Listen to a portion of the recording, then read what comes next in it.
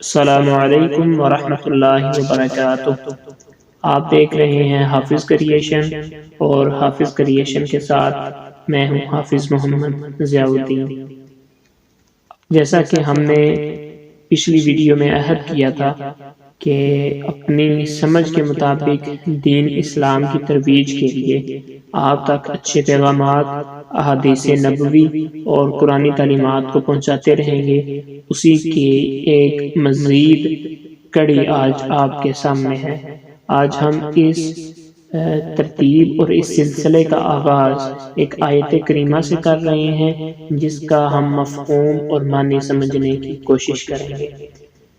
بسم اللہ الرحمن الرحیم۔ ان الصلاة تنہی عن الفحشاء والمنکر۔ ترجمہ: یقیناً نماز بے حیائی اور بری بات سے روکتی ہے۔ اس آیت کریمہ کو بیان کرنے کا مقصد یہ ہے کہ ہم نماز کی طرف متوجہ ہوں، 5 وقت کی نماز کو ادا کریں۔ جیسا کہ آج کل ہم میں ایک اس قسم کا ابہام پایا جاتا ہے کہ نماز تو علماء نے پڑھنی ہے، نماز تو حفاظ کرام نے ادا کرنی ہے، عام بندہ اس نماز پڑھنے سے مستثنی ہے۔ حالانکہ مسلمان ہونے کے ناطے تمام مسلمانوں پر 5 وقت کی نماز فرض ہے۔ تو اس آیت کریمہ کے مطابق یہ ایک تدبیر بیان کی گئی ہے کہ نماز بے حیائی سے بھی روکے گی اور بری بات سے بھی روکے گی۔ نماز پڑھنے سے 2 فائدے ہیں۔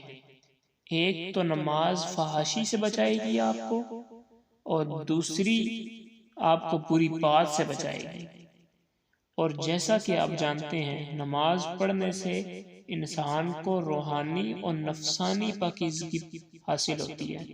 آج کل لوگ اس بات کا برملا اظہار کرتے ہیں کہ ہمارے جو ذہن میں خیالات ہمیشہ ایک ابہام ڈالے رکھتے ہیں، ہمارے خیال ہر وقت ہمیں گمراہی کی طرف لے کے جاتے ہیں۔ تو اس کا علاج اس آیت کریمہ کی روشنی میں صرف اور صرف نماز ہی ہے۔ نماز پڑھنے سے انسان کو روحانی بھی اور نفسانی بھی دونوں قسم کی پاکیزگی اور طہارت نصیب ہوتی ہے۔ جیسا کہ ایک اور بات آپ کو معلوم ہے کہ شریعت پر عمل کرنے کے لیے سب سے بنیادی اور مین چیز جو ہے وہ طہارت ہے۔ جیسا کہ آپ کو معلوم ہے، اس بات کو کوزے میں بند کرنے کے لیے حضور پاک صلی اللہ تعالی علیہ وسلم کا ارشاد پاک ہے، صفائی نصف ایمان ہے۔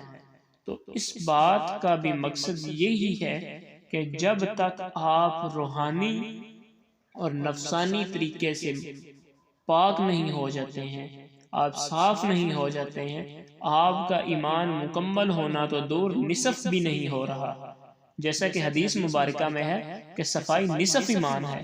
تو نصف تک پہنچنے کے لیے ہمیں طہارت اور پاکیزگی کا اختیار کرنا بے حد ضروری ہے۔ اور دوسری بات اس میں یہ بیان کرنا چاہوں گا کہ نماز پڑھنے سے انسان کب گناہوں سے پاک ہوتا ہے۔ قرآن پاک کے مطابق جب انسان کی نماز میں 2 صفات ہوں تو تب انسان تمام گناہوں سے بچ سکتا ہے۔ وہ 2 صفات درج ذیل ہیں۔ ایک تو نماز کو خشوع و خضوع کے ساتھ پڑھا جائے، ایسے پڑھا جائے کہ نماز پڑھتے ہوئے بندہ اس میں گم ہو جائے، جیسا کہ ارشاد ربانی ہے، الذین هم فی صلاتهم خاشعون۔ ترجمہ: وہ مومن کامیاب ہو گئے جو اپنی نمازوں کو خشوع و خضوع سے پڑھتے ہیں۔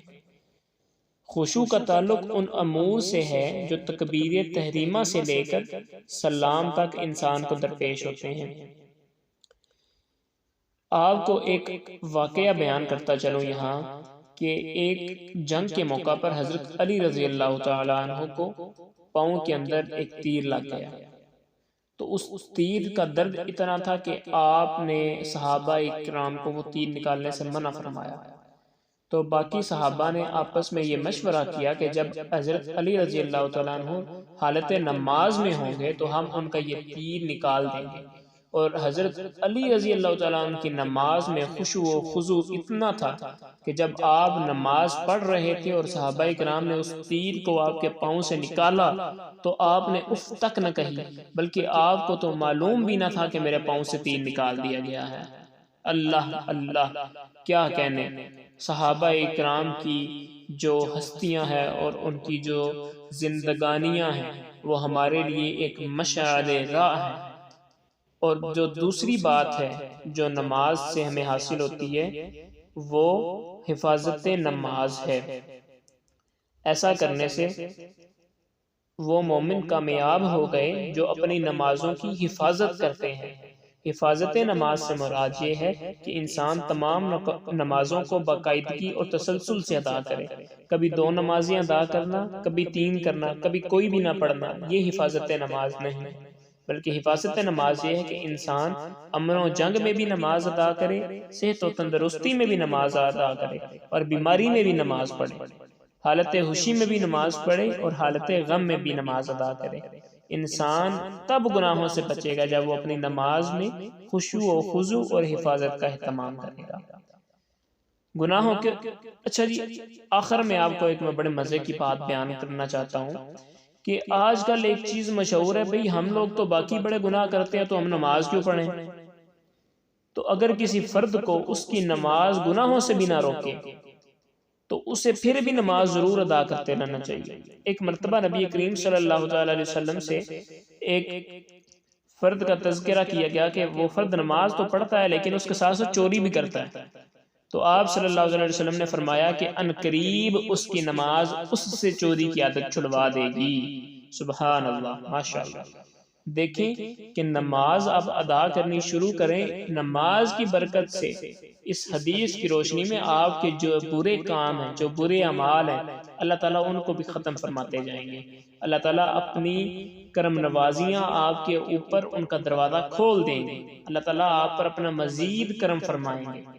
تو آج کی اس ویڈیو کا لب لباب یہ ہے کہ بھائیوں بہنوں، تمام امت مسلمہ کو یہ قرآن پاک میں بھی 700 سے زائد مرتبہ نماز کا حکم دیا گیا ہے، اور آج میری اس ویڈیو کی برکت سے بھی، میری اس ویڈیو کے توسل سے آپ کے آگے التجا ہے کہ نماز کا اہتمام کریں، دوسروں کو بھی نماز کی ترغیب دیں، دین اسلام کی ترویج کے لیے اپنا اور اپنے دوستوں کا اس طریقے سے اس میں حصہ ڈالیں کہ خود بھی مسجد جائیں، ساتھ میں اپنے دوستوں کو بھی لے کے جائیں، اور تکبیر تحریمہ کے ساتھ باجماعت نماز ادا کریں کہ اس کا ثواب جو گھر پڑھی گئی نماز ہے اور جو جماعت کے باہر پڑھی گئی نماز ہے اس سے کہیں زیادہ ہے۔